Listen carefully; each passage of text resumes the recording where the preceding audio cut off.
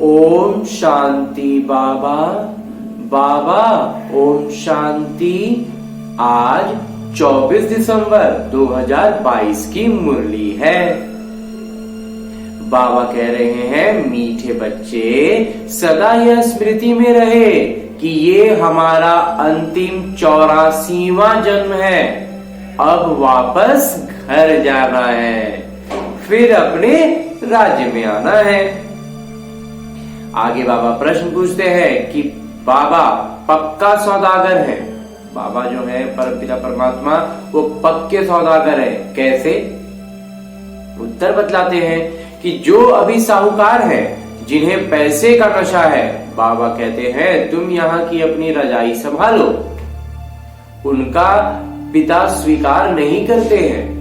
बाबा जो है वो उनका स्वीकार नहीं करेंगे। गरीबों को ही बाबा ऊंच से ऊंच बनाते हैं। गरीबों की पाई पाई सफल कर उन्हें साहूकार बना देते हैं। इसलिए बाबा को पक्का सौदागर कहा जाता है।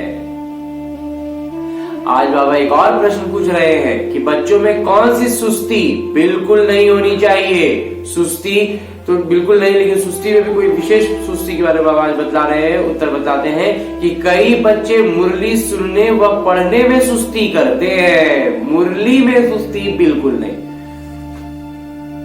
मुरली मिस कर देते हैं, मुरली छोड़ देते हैं, समय नहीं है। बाबा कहते हैं बच्चे इसमें सुस्त मत बनो। इसके लिए तो समय जैसे भी निकालना है, जब निकालना है, सबसे अच्छा सुबह है। लेकिन और कोई समय में अगर निकाल पाते हैं समय, तो समय निकाल के बीच में मुरली पढ़नी या सुननी। तुम्हें एक भी मुरली मिस नहीं करनी है, एक भी मुरली नहीं छोड़नी है। मुरली छोड़े तो बाबा से संपर्क छूटा। ओम शांति। बच्चों से बेहद के पिता पूछते हैं और जो भी गुरु गोसाई आदि हैं वह अपने फॉलोअर्स को, अपने अनुयायियों को बच्चे नहीं कहेंगे। वो अपने शिष्य कहते हैं, बच्चा नहीं कहते हैं। आजकल तो अच्छे अच्छे जवान विद्वान भी भाषण करते हैं। वह बुजुर्ग माताएं अथवा पुरुष हैं, उनमें हिम्मत ही नहीं आएगी जो कहे कि हे बच्चे, यह अक्षर वह कह नहीं सकते। वह कह सकते हैं जो गृहस्थ व्यवहार में हो। तो गृहस्थ व्यवहार में वो भले कह देंगे, क्योंकि उनको अपने लौकिक बच्चों को बच्चे बेटे करने का आदत होता है। बच्चा अक्षर परिवार का है। सबसे बड़ी बात है कि बच्चा जो कहते हैं वो परिवार में कहते हैं। बाबा कह सकते हैं क्योंकि बाबा तो हमारे पिता है। अब हम उनके परिवार में हो गए। तो वह सन्यासी आदि तो फैमिली के है नहीं। अब जो लौकिक में जो सन्यासी बने फिरते हैं वो तो उनका परिवार तो है नहीं, तो वो बच्चे कैसे कहेंगे? वो है निवृत्ति मार्ग वाले। तो गृहस्थ व्यवहार के ख्यालात बुद्धि में नहीं आते। ये तो माता पिता है, तो जरूर बच्चे बच्चे कहेंगे। तुम भी समझते हो बेहद के पिता हम बच्चों को बैठ समझाते हैं। पूछते हैं बच्चों तुम्हारा घर कौन सा है? परम धाम। परम धाम से कोई समझेंगे नहीं, कहना चाहिए शांति धाम, निर्वाण धाम। तुमको याद करना है अपने घर को।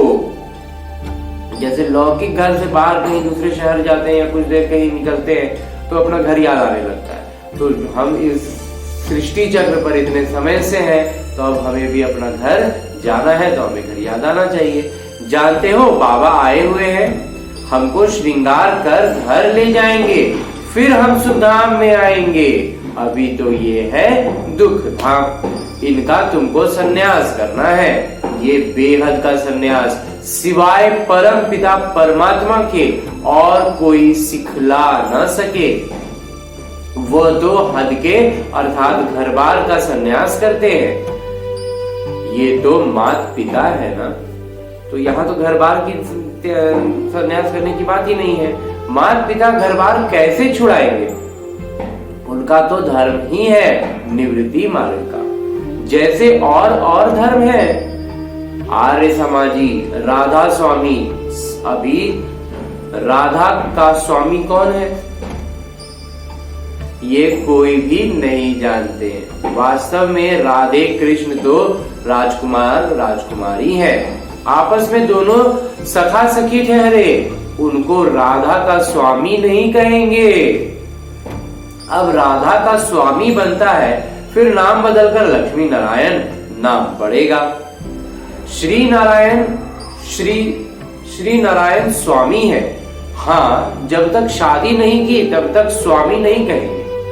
ये समझने की बातें हैं। बाबा ने बच्चों से पूछा, अपना शांति धाम, सुख धाम याद है? ये रावणपुरी दुख धाम है। पुरी रहने की होती है, पुरी का मतलब हुआ रहने का स्थान। तो रावणपुरी में राम सीता तो है नहीं, यूं तो सब सीताएं हो, और बाबा कहते हैं मैं हूं राम। तो मुझे तुम सीताओं को रावण के जंगल से छुड़ाना है, जो सारी दुनिया समुद्र के बीच में है। उन पर रावण का राज्य है। राम राज्य तो सतयुग में था, जिसमें लक्ष्मी नारायण राज्य करते थे। था भारत पर राज्य, वो कहलाएगा भारत पर राज्य, लेकिन वो वास्तव में वो पूरा विश्व पर राजा बनते हैं। परंतु उस समय और कोई खंड न होने के कारण कहा जाता है, उसमें और कोई खंड रहता ही नहीं है। ये भी विश्व के मालिक थे, है भारत के मालिक, और कोई खंडों का नाम निशान नहीं रहता, तो सारी दुनिया के मालिक ठहरे ना। और वहां तुम्हारा मीठे पानी पर राज्य चलता है। तो यह तुम बच्चों की बुद्धि में रहना चाहिए कि अब नाटक पूरा हुआ है, अभी वापस घर जाना है। हमने 84 का चक्र लगाया है। मनुष्यों की बुद्धि में कुछ नहीं आता, ऐसे ही सुनी सुनाई बात कह देते हैं। तुम जानते हो हम 84 का चक्र लगाकर आए हैं, अभी हमको वापस जाना है। फिर नए सिरे से चक्र शुरू होगा। पुरानी दुनिया कलयुग से नए सिरे से जब शुरू होगी।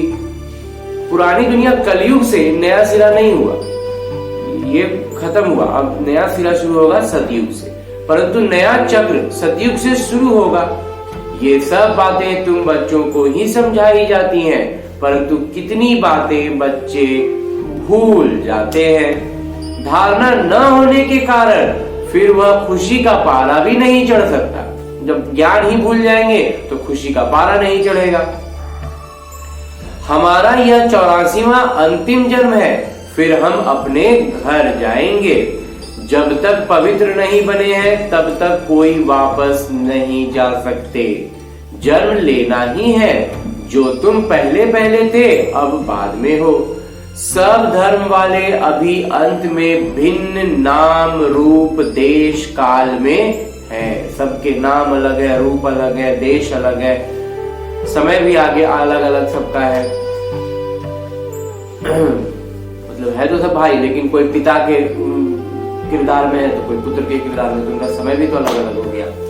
गुरु नानक जिसने सिख धर्म स्थापना किया, उनकी आत्मा कहाँ है? ये भी यहाँ ही भिन्न नाम रूप में है। अभी वो भी है, लेकिन उनका वो नाम बदल गया है, रूप बदल गया है। सबको पूरा किरदार निभाना ही है। अभी हम पुरुषार्थ कर रहे हैं नई दुनिया में जाने के लिए।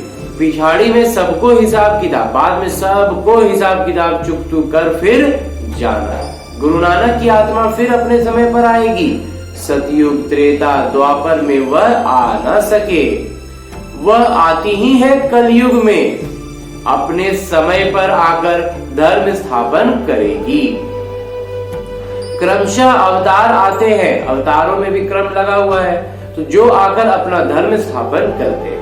पहले नंबर अवतार है भगवान। सबसे पहले जो क्रम में सबसे पहले कौन है? परमपिता परमात्मा। वो पहले देवी देवता सनातन धर्म की स्थापना अभी कर रहे हैं। अब निराकार कैसे अवतार ने? अब ये तो निराकार है, बाकी लोग तो शरीर धारण करके ही आ रहे हैं, ये निराकार है।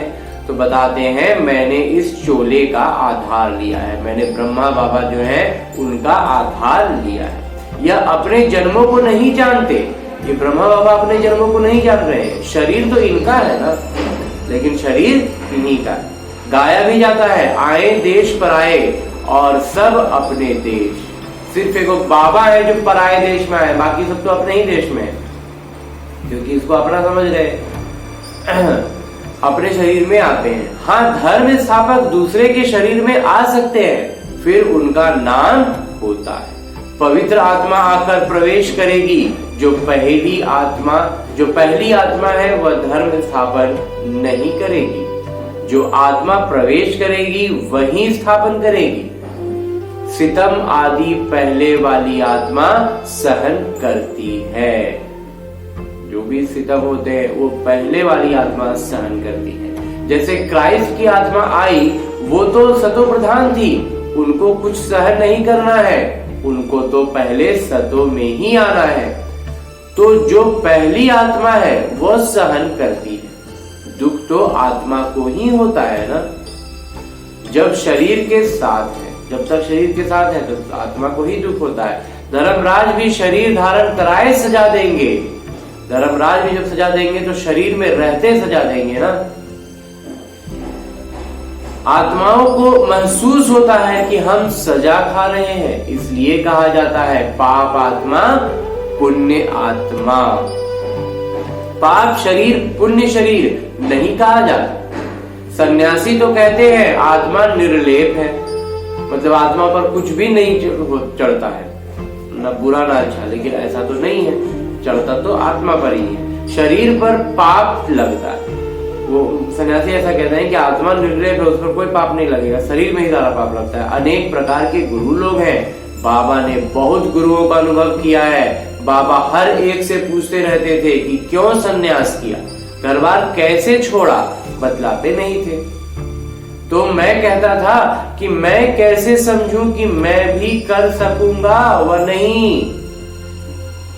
ऐसी ऐसी बातें बड़े श्रूडनेस समझदारी से करते थे। बाबा ऐसी ऐसी बातें बहुत समझदारी से करते थे। अभी समझते हैं कि यह सारा जो मनुष्य सृष्टि रूपी वृक्ष है, इनकी जड़ जड़ीभूत अवस्था है, ये पूरा एकदम झूठ हो गया है, एकदम झड़झड़ा गया है। अभी फिर से नया शुरू होना है, प्रलय तो होती नहीं। शास्त्रों में महाप्रलय दिखाई है, वो तो होती ही नहीं है। कहते हैं श्री कृष्ण सागर में पीपल के पत्ते पर आए, ये सब है गपोड़े। बाबा कहते हैं मैं तो आता हूँ आदि सनातन देवी देवता धर्म की स्थापना करने, हमेशा पहले स्थापना फिर विनाश और फिर पालना, ऐसे कहना चाहिए। ऐसे नहीं कि पहले स्थापना फिर पालना पीछे विनाश कहो। हम लोग इसको साधारण भाषा में यही कहते हैं कि पहले स्थापना होगी फिर पालना होगी और अंत में विनाश हो जाएगा। नहीं, पहले स्थापना होगी तब विनाश होगा और तब पालना होगी।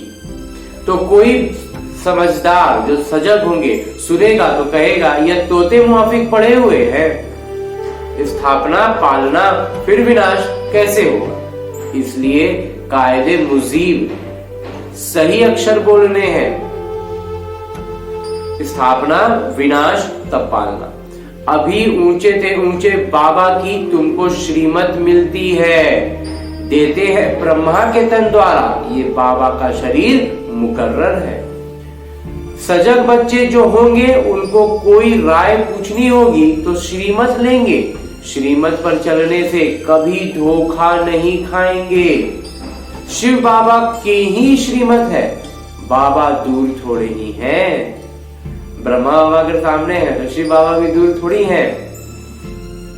बाबा देखते हैं बच्चे गलत चलते हैं वह सही चलते हैं, जो रोज का जीवन है उसको हम किस तरह से किस दिशा में लेकर चल रहे हैं। हर एक को सर्जन से राय मिल सकती है, हर एक बच्चा हर एक आत्मा बाबा से निज रूप से राय ले सकता है, परमपिता परमात्मा से। ये है सबसे बड़े सर्जन, सबसे बड़े चिकित्सक हैं, वैद्य हैं, जो भी कहे वो ऐसे हैं कि मन की जो भी तकलीफ है उसको बाबा सुनेंगे और उसका समाधान भी करते हैं। कोई भी बात में तकलीफ हो तो बाबा बैठे हैं, कोई भी तकलीफ हो बाबा से कहना है, बाबा उस पर सुनते हैं और उसका हल भी बताते हैं।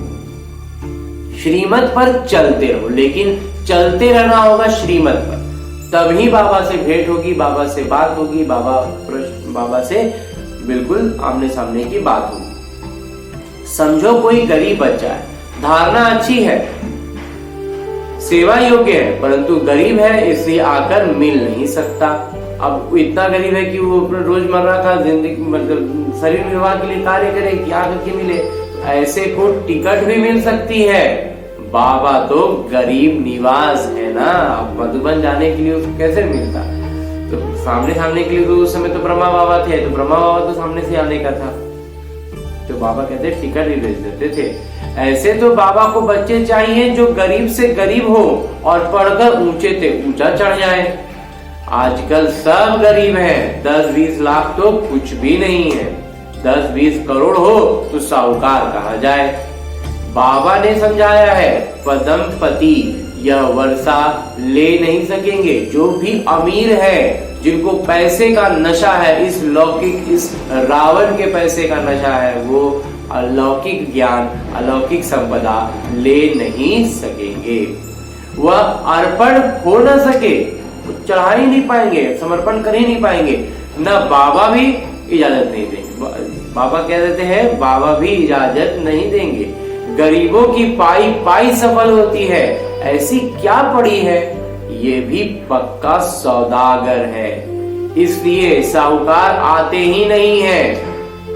बाबा कहते हैं, तुम अपनी राजाई संभालते रहो, तुम अपना इसी दुनिया में खुश रहो, यही अपना धन संपत्ति संभालते रहो।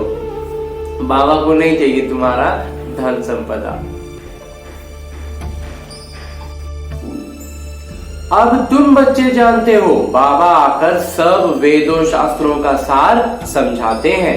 ये भी बाबा ने समझाया है, विष्णु को ब्रह्मा बनने में 5000 वर्ष लग जाते हैं और ब्रह्मा से विष्णु को निकलने में 1 क्षण। और कोई यह बात समझ न सके, बाबा कितना अच्छा हिसाब समझाते हैं। विष्णु की नाभि कमल से 84 जन्मों बाद अभी ब्रह्मा निकले हैं। अभी ब्रह्मा सरस्वती सो फिर लक्ष्मी नारायण बन जाते हैं, सूर्यवंशी बनेंगे, फिर चंद्रवंशी बनेंगे।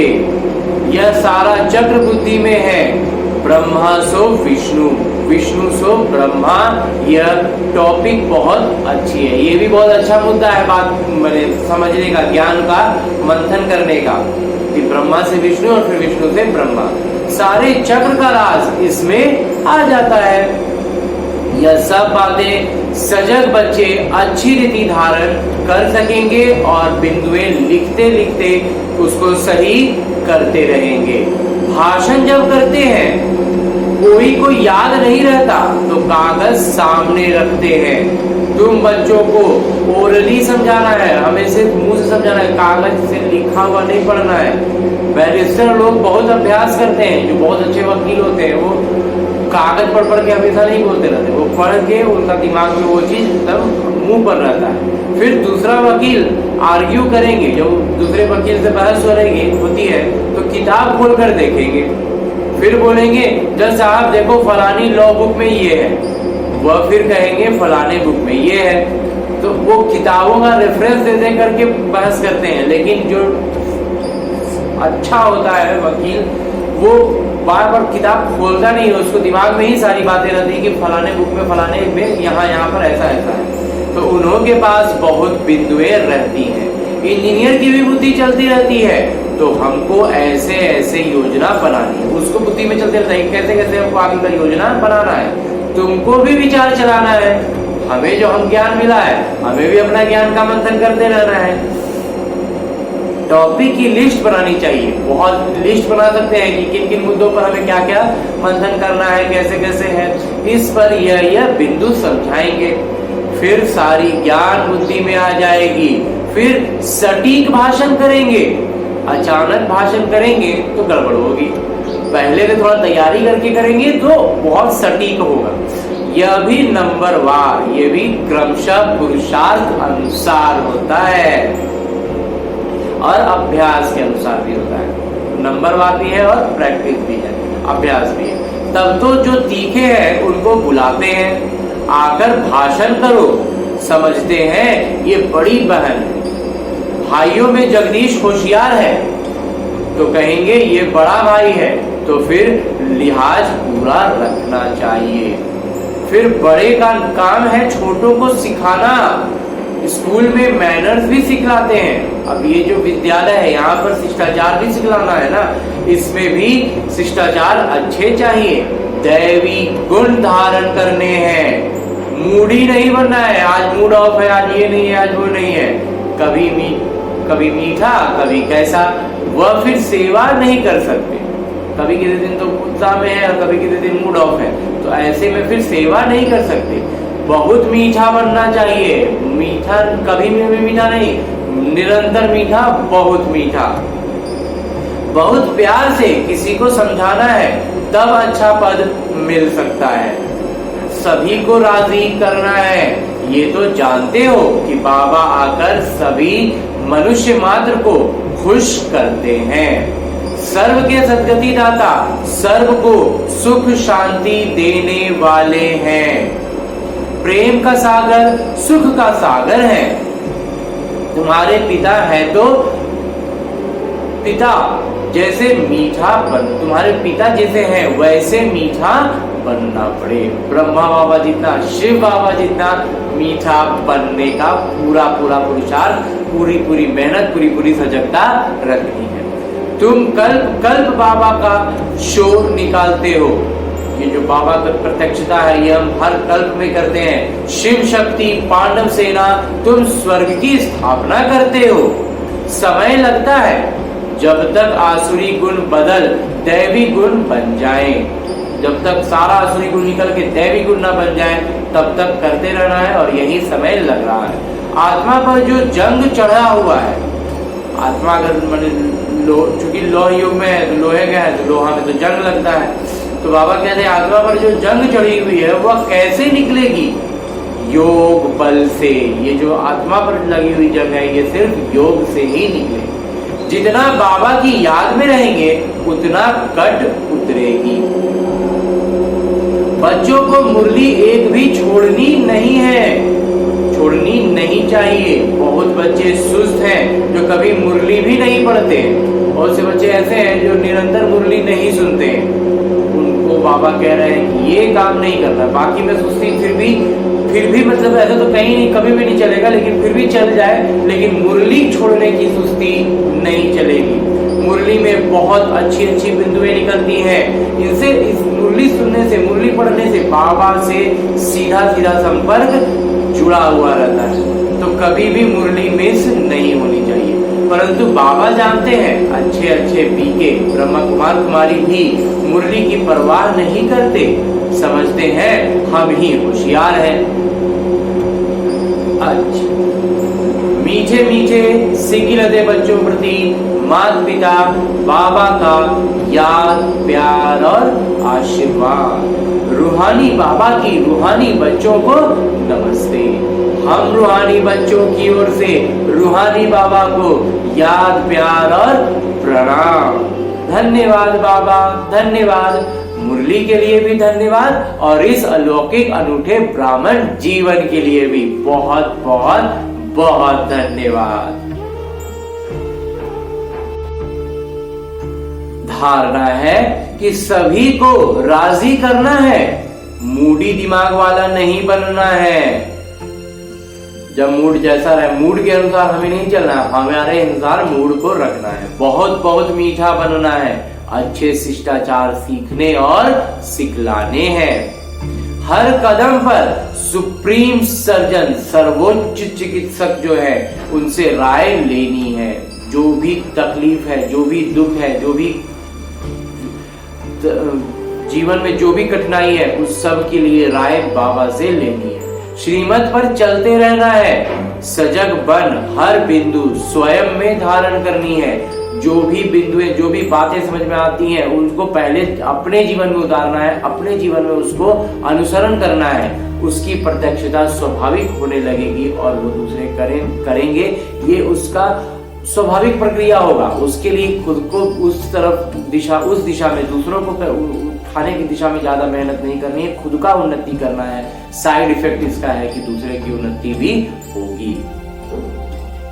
और आगे बाबा वरदान दे रहे हैं। वरदान देते हुए बाबा कह रहे हैं कि त्रिकालदर्शी स्थिति में रह ड्रामा के हर समय के किरदार को देखने वाले ज्ञानवान भव।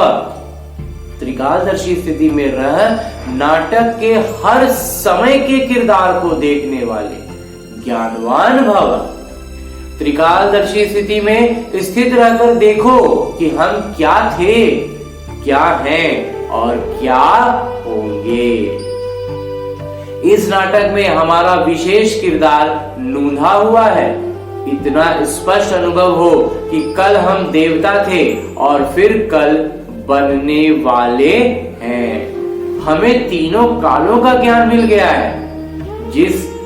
जैसे कोई भी देश में जब टॉप पॉइंट पर खड़े होते हैं, उसका जो सर्वोच्च स्थान हुआ, खड़े होकर सारे शहर को देखते हैं तो मजा आता है ना।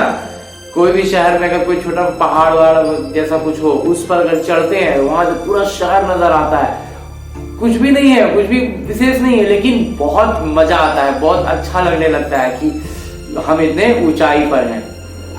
सारे शहर को देखते हो तो मजा आता है। ऐसे ही संगम युग टॉप पॉइंट है।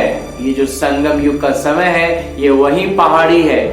उसी पहाड़ी पर अगर हम चढ़ जाएं, इस पर खड़े होकर ज्ञानवान बन हर किरदार को देखो तो बहुत मजा आएगा। हर कोई का पूरा इतिहास, भूगोल सब समझ में आने लग जाएगा। फिर उस साफ साफ नजर आएगा कि वो रावण का निमित्त बन बैठा है और रावण उससे वो काम करवा रहा है और वो काम वो कर रहा है, उसे पता ही नहीं है कि, और उसे लग रहा है कि वो काम वो खुद कर रहा है। जैसे वो कहे, उससे पूछो तो बोलेगा मैं चाहता हूं, मैं ये करना चाहता हूं। वास्तविकता में रावण उसके बुद्धि पर बैठा हुआ है, रावण ने उसे अपना निमित्त बनाया हुआ है और वो रावण का काम कर रहा है। ये सारी बातें बहुत स्पष्ट नजर आने लगेगी तो फिर उसके साथ कोई द्वेष नहीं लगेगा, कोई कर्म बंधन में लगेगा कि बंधने का कोई औचित्य ही नहीं है। इतना स्पष्ट दिखने लगेगा, इतना अच्छा लगेगा, मजा आने लगेगा। सारा संगम युग का सारा घटना बिल्कुल ही अलग स्तर की नजर आएंगी। और अंत में स्लोगन है, उपदेश है मुरली का कि जो सदा योग युक्त है उन्हें सर्व का सहयोग स्वतः प्राप्त होता है। जो सदा योग युक्त है उन्हें सर्व का सहयोग स्वतः ही प्राप्त होता है। अच्छा, ओम शांति। ओम शांति बाबा।